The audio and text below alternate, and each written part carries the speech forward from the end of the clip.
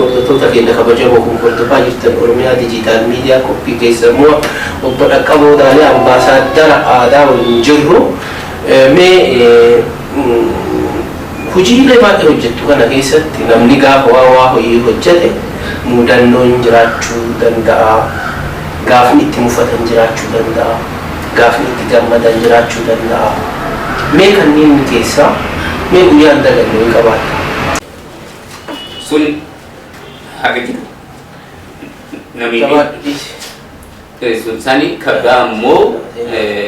bara 1977 dhuunfamaan waan dorgomee fi naajjeessuuf yeroo guddaa yaaliin taa'ee gurbaa adaanee jedhanii dorgome suni almost paartiin sun dhufneen akka mo'adhu warri nu beekeera. Warrumti mootummaatuyyuu akka injifadhu hubataniirani. Jalaa booda irratti gurbaan kun guyyaa 3 booda du'a jahaat nahaata bulchiinsa magaalaa keessa dhaabateera. Nahaata ammaa tana ijoolleen natti himte kana hunda balaa kana salphina kana hunda kan fide Dhaqqaboon ajjeesaa jedhaniirani. Nama Dhaqqaboo ajjeesee waa kenninaa jedhaniirani. Jaaniina ijoolleen kun deeggartoota isaan jirti. Nahimanirani naan jedhe adumaan du'aatti jennaan waraqaa beekamtii baaftareessa ka paarlamaatti isee boordii aanaatiif kennaa fudhatteera jennaan tasfaayee jedheen ani ijoollee qaba ijoollee ajjeesanillee ima jiraadha koottu jedhee akkana magaalaa keessatti karaa nu deemnu akka namni argine akkana olii gad daddabnee mana barumsaa wayyoo dareeraa biraatiin ga'e lamma nageelletti hin deemin. Gaafa paarlamaa si waamaan dhaqe achii booda sitti hin deemin jedhee kana ta'ee guyyaa 3 booda mucaa sun hundine. Suni illee yaaddoo guddaa na ta'e sanittuu na dhiibne naan booda maaltu ta'ee gammachuu waa ijoollee alatti du'ee isallee reeffa isaa fuudhee waan awwaalchisee fi sansaa walitti hidhanii gibbii kiyya matreesii fidanii itti dhaabanii tashaddadan ibsanii garuu wanni narraa fudhan yeroo jalqabuyyuu ani dhaabbata wayiin qabu dhuunfamaatti yoo aki ulee carraa argadhee ulee san ga'e aangoo fi miti ulee san ga'eetiin jedhe waan biyyaa dubbachuu danda'a waan biyyaa hojjechuu danda'a malee dhaabbata mormaa wayii maalii ta'eetillee miti yoo sanii miti ammallee innaa sanillee ani ejjennoo hin qabu uummata jiddu galeessa godhadhee waa hojjadhinnaa laata waan uummataa wayii dubbadhinnaa laata ka jedhu kunillee muudannoon taane kan baay'ee dhugaa hedduu nama gaddisiisaa dhugamaa baay'ee muudannoo ciccimaadha kanallee wanti si gaafadhee fi hojiilee baay'ee hojjette kana keessatti bu'aa baay'ee kana keessatti wantoonni hedduu akka namootatti waan beekuu fi kanaaf dhugaa muudannoo harmee kee yookaan haadha ta'etti dhabde baay'ee nama gaddisiisa ammas du'aa isaaniitii rabbi araaramuu nama jaallataa isimaa isaan haa godhu maal godhanii jasaa haadhaa deebisuun ulfaataadha. Haga jirrutti wantoota isaan kalee godhaa turan fi dadhabbii sana dhaloota dhufuuf dabarsaa deemuun dirqama jedheen yaada. Dadhaa wanti waan kana kaaseefillee dhaggeeffattootaaf hordoftoota keenya kabajamoo kun hordofaa jirta Oromiyaa Dijiitaal Miidiyaa qophii keessummaa keenya kan Dhaqqaboo Daalee ambaasaaddara aadaa Oromoo jennee kan waamu waliin kan jiru as godina Arsii Lixaa aanaa Shaashamannee magaalaa Shaashamannee Gizaawii Istuudiyoo Oromiyaa Dijiitaal Miidiyaa keessatti argamna. Mee dhuguma wantoota amma kaasaa jiru kan ani hojiilee keessa hunda ragaa qaba. Tokkoffaa isin beekuu irraa wantoota naannoo keenya hojjetamu hordofuu irraa akkasumas jaalala aadaa fi waa'ee hawaasummaaf qaburraa akka ta'e yeroo baay'ee duukaa keessan isin hordofamu akkuma yaadatamu kalee waan wayii kana dura hin yaadattanii biyya Norwee irra ta'e telefoonallee isinii bilbilee dhimma kanarratti afgaaffii isinii godhuuf yaalee ture sababa garaagaraaf osoo milkoofne adda wal arginu. Anis carra qabeessa isinis carra qabeessa jedheen yaada. Mee isuma kanaan wal qabateeti yeroo baay'ee waa'ee kunuunsa naannoo saffatamu aadaanis kunuunsa naannootiin waa'ee kunuunsa naannootiin illee wal qabatee akkasumas warri iftibaali kun warri sulula qilxama kana jidduutti argamu wantoota bayanii mudhan hedduu qabu. Fakkeenyaaf yoo kaasnee jennee waa'ee akka leebis baafate akkasumas dirree fardatti garmaaman kan gootan argamu. Mee kunniin maali? Ila ulfaat wama hojjetu kana yeroo hojjetu hundaayyuu waa sadii lama yoo xiqqaataa yoo baay'ataa gaafuriitu akka wal argatan taasisaati hojii hedda. Qabeenya uumamaa maalummaa sabaa wajjin aadaa sabni kuni murtii qaba sirna gadaatiin keessattuu Arsiin naannoo ofii akkaataatti kunuunseetiin qabu duruma sirna gadaatiin murtaa'eera waan ta'eef sani. Dirree wantaashee irratti isuma aadaatii fi qabeenya uumamaatiin wal qabatee tokkoffaa lafa uumamaan midhaadde waan bareechisee uumu. Dura gambeeltu iyyuu badhaa ture, gombaasoo badhaa ture. Sun hundi dhumaati. Wantaashee hafte kana ammoo hambisuu qaba jedhee aadaallee beeksisuu qaba jedhee sagantaa wayii wantaashee irra qopheesse. Bara kamii bara 1987. Bara 1987 sagantaa irra qopheesse. Sagantaan kuni sagantaa miidiyaan ETV irra caaltuu Girmaa Mijattii jedhamtu kun baay'ee sabaaf qaqqaba qabdu sabboontu intalaa wayiitiin caaltuu gololchaallee dhimma dubartii irratti hojjedha jettee walumaan dhufanii guyyaa 13 achi tursiise. Dirree sana irratti waan aadaa fakkaataa namni waan kana garii amanuu dhabuu danda'a. Wanni guyyaa 13 hojjetame sun waggaa 3 guyyaa harbaa waggaa 3 darbaa ture. ETV irratti sa'aatiin nu qabnu iyyuu sa'aatii tokko turte yeroo sanitti. Sa'aatii tokkotti san keessa irraa qoshoodhaatiin torbaanii harbaa waggaa 3 sagantaa sun darbe. Tokkoffaa dirree farda 200 ol. Fardi 200 dirree ol guutee yoo deemu gaachinni fardi sun qabu dirree sanillee hambisuu, dirree sanillee beeksisuu, aadaallee beeksisuu, intala seerumaa heerumsiifne. Jalaan mana sanitti hamne malee badaafata irraa qabne kadhaa deemanii innaa kadhatanillee akkaataatti kadhatanillee achii akkaataatti walii kennanillee gaafa fuudha abbaan akkaataa badaafatanii itti baanillee fuudhanii hinnaa galan bayee taasifamullee kana hunda waan ulaagaa isaa guuttaa ta'e hojjanne. Utuu kan hojjadhu kaasitiin jalaa dhumata. Jarri yoo deemte warri hin dhooga achi hambise. Amba kana bakkee buchuu qabu. Warra mana bulchiisa magaalaallee namoota adda addaallee kadhataatiin dergoo isaanii kaffaluu qabu. Haa taatu ammoo haga tokko bulchiinni gurmuraatti jedhanii manzagaajame shuubi yoo shuubi jedhanii inni haga tokko na gargaare. Asii Finfinnee dhaqee saantiimii tiyyaan kaaseetii 13 dabalataa fide. Kaaseetiin jala waan dhumatee. Kaaseetii finnaqanii yoo deeman sagantaa danna jalaatiiti. Akkasii waan na gargaaree sagantaa sun hojjetan naannoo saniin beeksise. Bara 1992 ammoo Simay teessoo gaazexeessituun jedhamtu sagantaa dhangaatu ture. Sagantaa dhangaa sanuu irratti nama farsoo gurguratu asallaatti argitee jender isa jedhu kornyaa isa jedhu sanii namni dhiiraa farsoo baasee gurgurachuu hin danda'a ka jedhu wayii asallaatti argattee isa achii waraabdee nageen abbaa dheereef hin beeku nageellee keessa dirtii farsoo araqee baaftuu jirtii ka jedhu nuyyuu quban qabnu kana waraaba jettee dhuftee nageellee isii dhufteetiin bulchaa dubbifte sila shii nama jawwii dubbiftee booda jalaan nawaamanii namni waan kana irratti qaqqabumsa gaarii qabu isa lafallee qabeeku isaa jedhee inni waliin nagaa namicharraa namtitti simmanyii fudhadhee maalii barbaaddee jennaan asallatti dhiira haraqee farsoo gurgurtu argadheera asitti ammoo dhiira haraqee baaftuu bitanii argadheera kana waliif fidee jijjiirama waggaa fulbaana bara 1993 jijjiirama waggaa irratti kana sagantaa dhangaa irra dabarsuu barbaadaa simmanyii jedheen waan dhufteef asin dhoogu ufi nageellee amma haraqee ni miti kabeessiftu waan beekamaatu jira achi si geessaa jedhu warri hin beeku waajjirri si erge hin beeku fuudhee jala fincaanii wal qajeellu guyyaan naasee bultii 13 hagayyaa bultii 13 keessa bishaan yoo shaa jedhu makiina mucucaachuu jalqabe imimmaan booda maaliif bakka na ergamne konkolaataan kun qurga dhufee bultii 15 hin tarre mucucaatee kobiraan kun laga kanatti badaa ani itti gaafatama hin bootti imimmaan oo bu'u amma taanaa bulchaa godina keenyaa akka ta'e Asaffaa Tolosaa fa'aatillee garee hawwisoo san keessa jira. Ijoollee jedheen isin puutu baadhachuun dandeettanii Omeo sai jedhe moo isii kana qabadhaati ol dhiiba. Ani ammoo ijoollee kaameeraa jalaa fudhadhe isin dirqamaa fuudhu. Wanti deebitu jedhee jara kaameeraa haga wayii ulfaatu wayiiti jalaa fudhadhee fincaatiin qajeelee dhuma bootu achiin hin baate utuu ilmaan irra jiru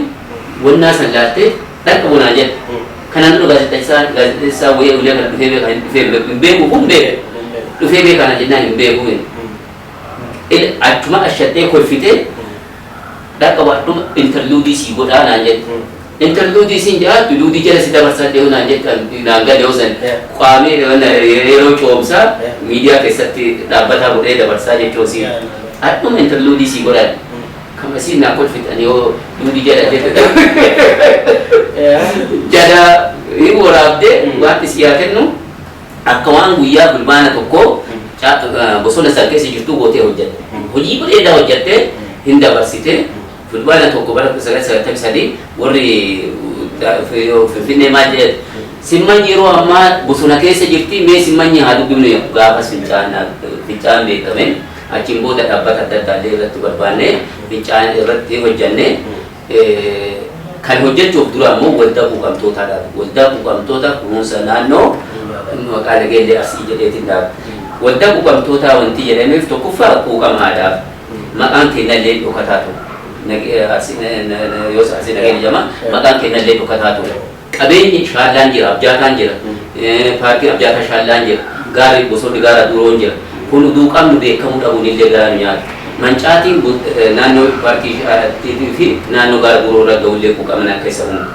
Misoomni carraa haganaa utuu jiru nageenya yeroo sanitti akka guddachuu qabdu guddachuu dhabuun illee quuqaman akka isa uumu. Isa jalqabaa maaltu ittiin milkaa'ee dhaabbanni waldaa quuqamtoota nageenya arsii nageenya jedhan dhaabi sun dhaabbata 39ffaa Afrikaa ta'ee naa galmaan. 39ffaa Afrikaa biyya yuura dhufee Afrikaa keessa galmaan. Isaan ittiin dhaabanne dhaabbata kunuunsa naannoo jedhamee Horn of Regional Environment Center jedhamu dhaabatee biyyoota dhufee dhaaba. Keeniyaa, Ugaandaa, warri gaafa Afrikaa jiru kun duuchaan dhufee dhaaba. Ani waldaa quuqamtoota akka nama biyya tokkootitti hundeessaa Horn of Afrikaa ta'eetiin wanni sun ta'e maqaan achumaan itti deeme booda immoo suuta gara Arsii Nature Conservation Environment jennee garasii jijjiirre amma immoo maqaa isaanii gara maqaa biyyaallee jedhu gara jijjiirreerra. Kana irrattis waan guddaa hojjetu waggaa barsiisummaa waajjira barnootaa waggaa gara 21ti. Waa'ee gaazexeessaa waggaa 3 wayii hojjedheera. Kanaan ammoo waggaa 21 hojjetu qabeenya uumamaa kana irratti gara waggaa 21 waggaa 45 akkasii 45 wayii hojii kana irra dabarsee gara qabeenya uumamaatiin waaqni guddaan itti hojjettanii nambeekaa dhugaa wantoonni nama dheeree nama gaafadheeti miti hojiileetu argisiisa. Waan hojiileen isin hojjettan bu'aa ba'iin isin keessa darbitan argisiisuuf yeroo baay'ee ija naannoo keenyarra keenyetti kan ilaallu fagaannee qaamaan illee fagaannee yoo jiraanne waan hojjetamu hin laalla eenyutu waa hojjetaallee hawaasni illee namni illee hin beeka. Isaan kanneen irraa ka'eeti wantoonni amma nu kaasaa jiru kunniin yookaan fakkeessuuf miti wantoota qabatamaan hojjetaman irratti dubbataa jirru dhugama mee amma sadarkaan amma namoota garii fi haga sadarkaa kamitti akka galmaa'ee fincaanii leellisiisuni fi sadarkaan inni amma jiru kunuunsa naannoo sanii godhamaa jiruu fi akkasumas dirree fardeen garmaamatti jedhu tokko lama qabdanii waan jedhu kana hawaasa dhaggeeffattoota keenyaaf akka ifa ta'u fi inni kun maaliif tumsas waan barbaadu ta'uu danda'a. Maali kunuunsi naannoo kan namni tokko kophaa isaa kunuunsuu miti. Kan namni tokko akka kaleessaa yeroo wandabdoo dhiichiiftan tolchitanii bifa aadaa ofii dhuunfatti godhaa akka waan dhuunfaa dhimma dhuunfaa tokkootitti kophaa itti dadhabaa turtan. Adda immoo jenereeshiniin amma jiru kuni jenereeshinii aadaa kana aadaa kalee hafellee bifa moderni ta'een ammayyaa ta'een qabatee deemuu barbaadu. Mee isa kanaa sadarkaa maalirra jira? Yoo gargaarsas barbaade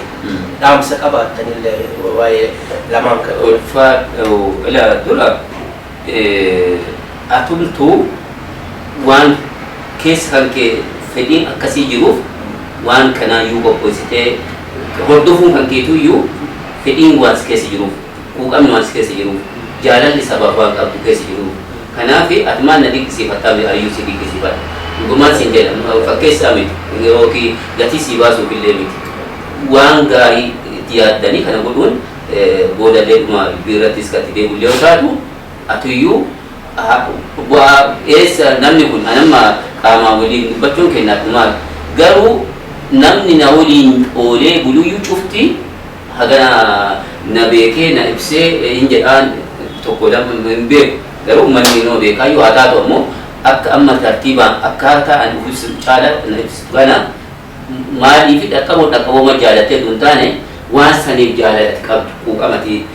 qabdu qabeenya uumamaatiif jaala sabaaf illee aadaa kennaafillee qabdu waan ta'eef ulfaatu jechuu barbaada. Amma waa'ee fincaa leephisiitti ittoo deebine fincaa leephisi kophaa isaatii miti bishaan san qofaa miti. Bosonni hin jira. Teessumni isaa laandiskeep kan jedhamu sun teessumni isaatiyyuu matammaa isaatu hawaa ta'a. Bakkee amma bishaan gubbaa gaditti dhagalu suni mataan isaa fuullee sun guuchaan godaatu jira. Goda muudaallee jedhanii durii karaatichi sunis hin jira. Simbiroonni adda addaa anshokorri hin jirti. Anshokora jechuun anshokorri bifa ofiitiif duuti. Amma naannoo keenyatti yeroo baay'ee wanta adda addaa nu baay'atuu fi qabeenyuma naannoo kana jiru nama hawaata. Anshokorri baallii isii yoo godhamantu hin bareetti. Isii san baallii itti godhatu baallii jechuun namni aangoo nama dogoggoo mirga wayii qabaatu isii san suuqachuu barbaada waan taateef isii baalisa kooluusa irraa argachuuf ajjeesaniin. Anshokorri bifa ofiitiif duuti. Anshokorri sun eessatti hafteetti bakka fincaan sun gubbaa gadiitu jirutti. Mallattoo uleessanii san goonee warra USAID wajjin taane isaa irra deeggarsa gaafadhee irratti hojjennee waldaa mishiikeellee gamantti hojjennee gaman kabiraan boo maaltu jira naannoo wantaasheeti teessumni waliin dhiyaata. Wantaashee dhaabattee naan bosona duuroo sirrii laata. Bosona shabalee dhanii daddoomsan jira fi haga awwaaraa gaarri kana deemu sun gaarri leephisi sun baay'ee hawaata. Kanaaf kana wal qabsiifnee dirree wantaashee kana akka beekamu baddeen isaa yoo san kan daangesin hektaara 87 gambeetu san caalatu amma tokkochi yoo jiru amma naannoo wataraatitti bakkee wayii halli taate ulee irra garmamanii jirti. Achi irra amma akkuma aanaa kanatti miti aanaa Muunessaa, Hebanarsi, aanaa Qoree, aanaa Kofalee fi aanaa Shaashimannee, aanaa Nageellee Arsii kan hundumtuu jiddu galeessa ta'ee bakka tajaajilu. Teessumaanillee akka lafkanneenii waan ta'eef ulee sanii irratti gaacheen fardillee akka hin banne. Namni akka harka isaatii fardi yoo badeef hin jedhe gaacheen guddatu batama sababa kun kana ta'uu waan ta'eef ammayyuu uummanni fardaa fi gatii horii guddaa baasaatiin bitatti ijoolleen naannoo sanii garmaamni jiraa waggaa keessas alamaa sadii daawwattoota hedduu achi keessaatiin daawwachiifnaa bakkee turistoota itti simatanillee ijaarreerra bakkee turistoonni deemanii bulanillee ijaarreerra haa taatu ammoo boruun beenneen waan adda addaa hojjetti yeroo jeequmsaa kamin maal jedhanii amma afaan kamin kamin gaariitti ganyee sanitti ta'uu akka jedhaniif naannoo sanitti qabeenya adda addaa yeroo mancaasan mana sanillee walumaan nu jala wanni jedhanii haa taatu amma maaltu barbaacha tokkoffaa addunyaa irratti beekame wanni kun addunyaa irratti bara akka lakkoofsa faranjiititti bara 2023 World Best Village Tourist Village jedhamee addunyaa irratti yaa'ii 25ffaa mootummoota gamtoomanii turist dhaabbata turizimiitiitti yaa'ii 25ffaa irratti aniif kabajamtu addee komishineer Lellisee Dhugaa lamaaniin taanee nadhee badhaasa san fudhanne. Gaafa badhaasa san fudhannu isiin illee maal gootee uffata aadaa fuullee kanaa uffattee uffata aadaa uffattee arsiidha. Ani illee itti yaadee shabbeenaan shabbeen qabadhee alangee qabadhee shabbeenni ka fardaan oofatanii alangee qabadhee alangee aadaa qabadhee achi dhaqee uffannaallee akka warri keenya aadaatti uffatu sani uffadhee bakka sanitti argamu sunumtuu uf beeksisu addunyaa irratti saba akkanaatitu jira kun maali yan alangee san garii yeroo jalqabaa waan namaan dubartii yookiin nama itti miidhuuf itti fakkaata isaa miti lafeen gubbaa kuni guru ummataa mul'ifti ummataa gurri kuni barbaachisummaa odeeffannoo yoo walgaan oduu hambaan kennaa jira malee akkanumaan dubbitti seenan odeeffannoon yookiin akkuma hojii odeeffannoo hojjetaa bire odeeffannoon barbaachisaa ta'uu uummanni keenya turuu beekaa alangee tokkottiin murtii abbaa murticha mul'isaa dameen lamaa sun ammoo qora miilaatiif qora mataa mul'isaa achuma irratti mallattoon sun waa hedduu kana mul'isaa jedhaa gaazexeessonni biyya alaa faranjoonni kunniin natti qubatanii wali wanda kun natu dura dubbisaa jira kun natu dura dubbisaa san jechuun waan an barbaachisan tun haa ta'e akkasii beeksisuu fi ammatti ammoo maaltu barbaachisaa naannoo sani daandiin nageenya irraa qabee agar leellisii achis keessa darbee qoree keessas darbee aasaasaan gaarreen nama naannoo paarkii abjaata shaallaa kanaa fi wal darbee gaarreen arsii muuneessaa duroo bukkee lamlannoo jedhamee mootummaan gara paarkiitti jijjiiredha achi yoo darbe immoo gaarreen arsiin jira wal darbu gaarreen baaleetiif soof mariin jira sarara san akkasii wal qabatee akka deemu akkasitti yaada'aatii hojjetaatiin jira garuu fedhiini funni waliin simu wanni garii waan namni dhaabbanni muraasa hojjetuu waan deeggarsa qaama adda addaa barbaachisa karaan mootummaatu baasuu qaba sun akka ta'u yeroo hedduu gaafatameera warra paarlaamaas warra aadaa turizimii guddinaa wajjin taanee aanaanis itti makamee geessinee gaafii keenyatti geessineerra bifa adda addaatiin amma haguma jaartii muummicha ministeeraatii fi muummicha ministeeraallee ga'u waan naannoo sanii barnoo jaartiin leellisii irratti haadha sadarkaa lammaffaa kan ijaartu achi keessa hennaa gaafii san dhiyeessu maal jedheeti dhiyeessee waa'ee naannoo sanii ibsee dhiyeesse alaa san qabadheetiin jala bifa adda addaa akka achiin gaawwatameetiin jira gabaabummaatti barbaachisaa naannoo suni tokkoffaa karaa ispaaltii jijjiiramuu qaba nageenya irra karaa kanaan dura jiru sun hojjetamee ispaaltii ta'e kuni waan mootummaa hojjetamu qaamni biraa ammoo warri miidiyaa kan hordofu karra nu gargaaru qabu maali naannoon sun deebi'ee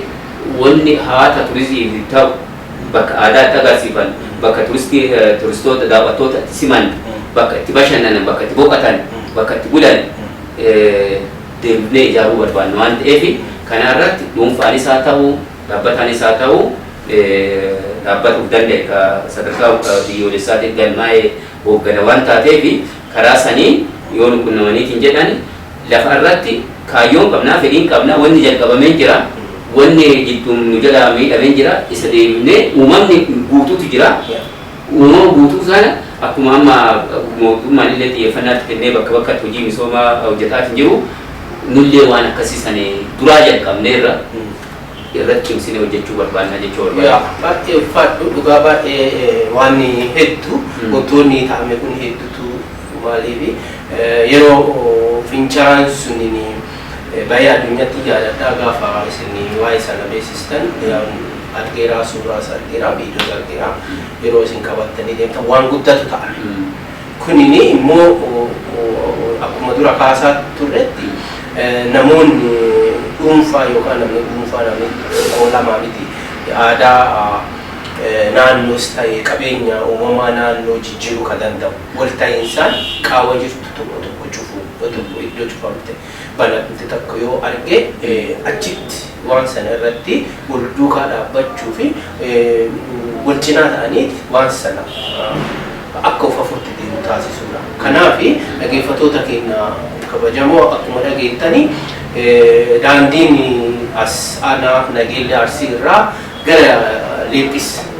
fincaan leexis jirutti kan geessu silaa kan daawwattoota waa'ee sana achi geessuu danda'u sababa hanqina karaatiin yeroo ammaa kana garuu mootummaan rakkoo kan akka furu gaafachaa maqaa Oromiyaa digital miidiyaatiin akkasumas dhaloonni naannoo kana uummata kana keessaa baane naannoo keenya beeksisuu fi yookaan kunuunsa naannoo keenya nam tokkotti dhiisnee callisuu dhiifnee waan qabnu akka cinaa dhaabbannu gamanumaan waamicha isinii dabarsaa mee sagantaa irraa qopheeffanne kana keessatti waan hunda kaasnee hin dandeenye ani dhaqqabuun akkuma jedhe ambaasaaddar aadaati jedha yeroo baay'ee wanti wayii ka'ee yoo jedhan naannoo keenya wanti mul'ataa wayii hojjetame yoo jedhani dhaqqabu duuba jira waan beeka kana hunda keenyatu beeka hin dadhabduu miilaan fiixee waa hedduu goota isaan kanneen hunda ammasii kaasnee hin dubbanna yoo jenne guyyaa ni miti jiini nuuka waa hedduutu hojjetameera ta'e waa hedduu gootetti ta'e amma sa'aan keenyallee waan nu daangeessuu fi mee Oromiyaa digital miidiyaaf illee keessummaa yeroo jalqabaatii fi mee wantoota silaa yeroo Oromiyaa digital miidiyaan guyyaa muraasa kana keessatti akkuma arginu nurratti humna addaatiif dhufne hooyaa dhufne Profeesar Amdeessaa Tusoo boqachuu isaaniitiin wal qabate eeti kan biyya jirru irraa kaanee dhufne asumaan immoo wantoota silaa naannoo kanaaf Profeesar Amdeessaan illee waa hedduu bu'aa hedduu waan adda nu goonu kana hunda nama nu buusanii kanaaf jidduu kanatti dhaqqabuun eega argannu waan kanallee duuba geggeessaa kanas duuba kan jiru isii mee wantoota hedduu oduu dubbachuu hin qabne silaa dhaamsa fi waan silaa yeroo gabaabdu kana keessatti osoo hin dubbanne bira darbuu hin qabu hedduu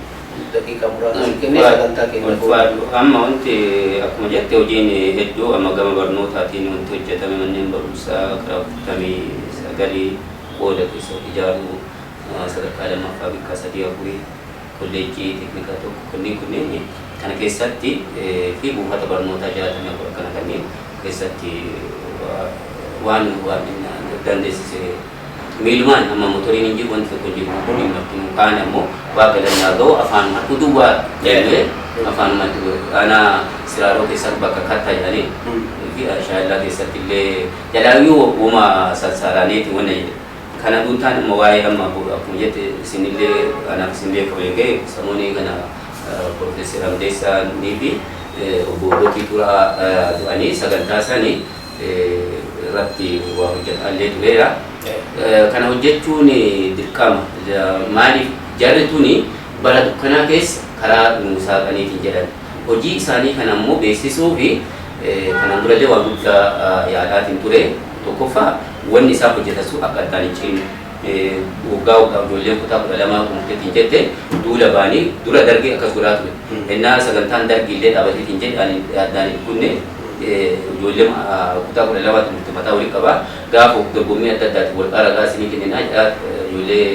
maachisaa ture kun tokkoffaa hojii sun akka dhufu taasisu gosa mul'ifaa biraanuu galatoo fa'aa hojiinillee barnoota idilee irratti waan nu gargaaree waan guddaa hojjeta waan duraan jarri sun jalqabee tursiisu tokkoffaa jara sanillee akka beeksisu taasisu keessatti bara 1989 ministeera barnootaa irratti waa'ee seenaa arsee masarratti akka ba'u nama damoozee wayii itti ragaa kennee fi yeroo sanitti illee wanni kun baay'ee jedhu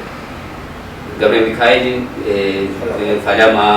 Ashannaafi Waddeessoo maatii isaa Ashannaafi qaamanii argane maatii Ashannaafi Waddeessoo Bayyanee Badhaasoo fi Fajjisoo Qaabatoo Profeesar Amdeessaa Tusoo indegana kanneen maal godhe geeba badhaasee warra biraa ammoo warra sagantaa san keessa qooda fudhatee hin jedhe hunda maqaa isaanii fudhadhee waraqaa ragaa waajjira barnootaa irraa qophaa'eetiin kennamu ta'e waggaa 3-4 duratti Dr. Gammachuu Abrahaamii wajjin taane sagantaa guddaa as magaalaa Shashamanneetti qophaa'ee achirratti illee namoota isaa wajjin taane waan guddaa hojjenne asumaan Dr. Abrahaam Gammachuu mana Gammachuu Abrahaamiin nama kabajamaa waan guddaa hojjetaa jira kitaaballee barreesseera numtu jedera raga adda qabotu na woni jedha jalaayyuu wanni suuqindaa Gabra Mikaa'el wajjin suuraalee uree waan tokko yoo hojjanne jennee yoo jedhu konkolaataa suuraa inni keessa kaatee hin jiru naannoo Itoophiyaa hoteelii Finfinnee konkolaataa isaanii jala haadha oduu isaan hunna qaban waan guddaa goona jennee turre isaanii waan caamiti maqaa waajjira barnootaatiin bakka dargaggoonni kutaa 12 xumuraan dur jara kana jalqabe jedhee waa tuwis jaarsi dhaabatee boo'ee akkeetti gaafsan bifa isaanii kana maaliifi nam hojiin isaan hojjetan kuni dhaloota addaatiif karaa nuusaa dheeraa beekamtii waan adda bu'aa argameef warra qaanqee duraa qabsiise warra karaa nutti agarsiiseetiin jedhe nu amma dhaloonni qubee dhaloonni ittaanu waan isaan itti fufsiisuu irratti deebiin mootummaan ammoo maal godhee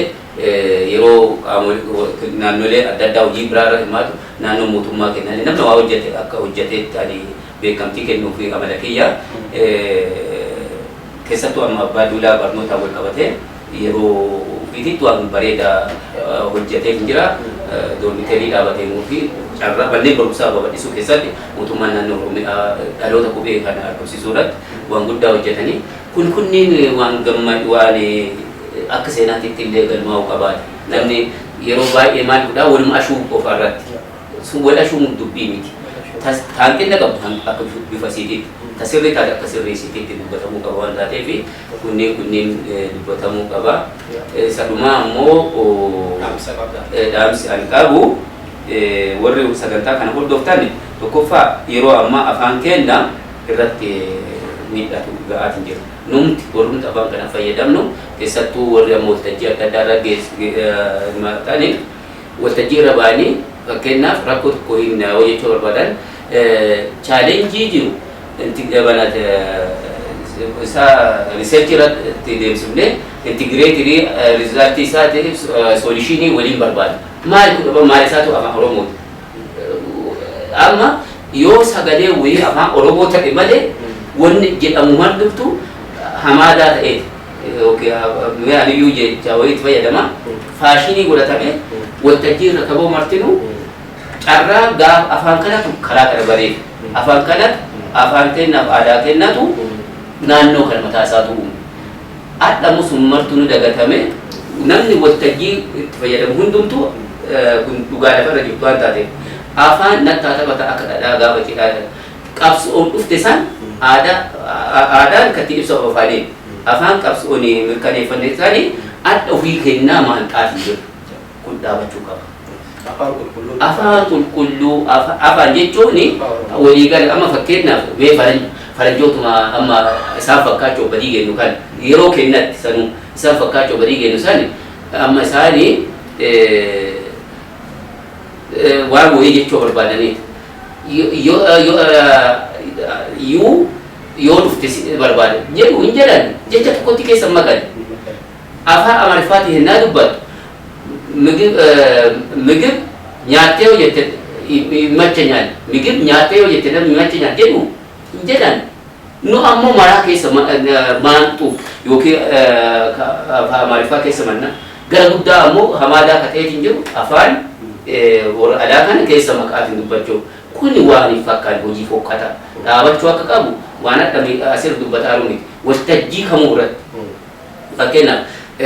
waan kana galtee godhannee jedhamu galtee jechuun balaa godhannee hin jedhamu amma muslimaayyuu iddoo qabata mee haa ta'u innumtuu jecha Oromooti yoo walitti galle jedhamee akkasi fudhachuu hin danda'ama jechi galle jechuun haa balaallee ta'u hiikkaa isaa maali gibaata jecha akka jedhee fuullemaan gara afaan Oromooti hiikameetiin jedhamaatiin jira galteen hin jedhamu jecha of danda'e qabu waan taateef wanni akkasiin jira amma misooma koriiderii Amaariffaallee miti afaanuma biraati kololee jennan waan lafa sulula wayii yookiin waan jidduu wayii yoo tolchuu barbaade yookiin waan isa dubbachuu barbaade kololee jedhama asinuu warri sagantaa kan hordofaa waan jedhu koriiderii inisheetivii maalii kunniin duuhaa fi afaan kun deemee ufumaa kenna afaan ajjeesutti jira afaaniin afaan gabbifnaa jedha qabatama ammoo wanni hojjetaatiin jiru faallaa afaanii waan ta'u maaliif ijoolleen adeemsa keessa wanti beektu uuma dhageettu san dhuga jettee fudhatte sagaleetu afaan oromoo ta'aa malee jechoon itti fayyadamaa kun dhaabachuu qabaa dhaamsa keessa. Hayya ulfaadhu galatoomii dhaggeeffattootaa fi hordoftoota keenya kabajamoo hordofaa jirtan Oromiyaa Dijiitaal Miidiyaa qophii keessummaa obbo Dhaqqaboo Daalee ambaasaaddara aadaa fi seenaa naannoo keessattuu sulula Qiintama Riifti Vaalii jennutti hedduu hojiilee hedduu hojjetanii kan beekamanii hojiilee isaan hojjetaa turan kana hunda yeroo ammaa kanatti daqiiqaa fi sa'aa kana keessatti kaasnee fixuu waan hin dandeenyeef akkasumas yeroo nu qabnu waan nu daangesseef sagantaa keenya kan guyyaadhaa kanumaan goolabu yookaan xumuruuf dirqamneerraa isinis obbo Dhaqqaboo Daalee Oromiyaa Dijiitaal Miidiyaan keessummaa isin godhatuuf akkasumas wantoota adda addaa isin irraa hebatee gurra uummataan gahuu fi waamicha isinii godhe kabajtanii sa'aa daqiiqaa tokko osoo hin dabarsin dhuftanii iddoo itti beellamannetti argamtanii ibsa guddaa yookaan hojiilee hojjetamaa ture muraasa isaa keessaa gurra uummataan akka dhaqqabu waan nuuf kennitaniif koraa bulaa deebanaa isiniin jedhaati. Sagantaan keenya kan guyyaadhaa kanumaan goolabamaa sagantaa itti aanuun akka argannu abdiin qaba. Yeroo itti aanutti waan hedduu waliin hojjetuuf jenna yoo hireen nu milkaa'e nus Oromiyaa Dijiitaal Miidiyaan yeroo dhiyoo keessatti magaalaa yookaan aanaa Nageellee Arsii keessatti Oromiyaa Dijiitaal Miidiyaa dhaabuuf qophii irra jirra. Isaas akka nu deeggartan nanabgadha. Kanaafuu koraa bulaa deebanaa isiniin jedha.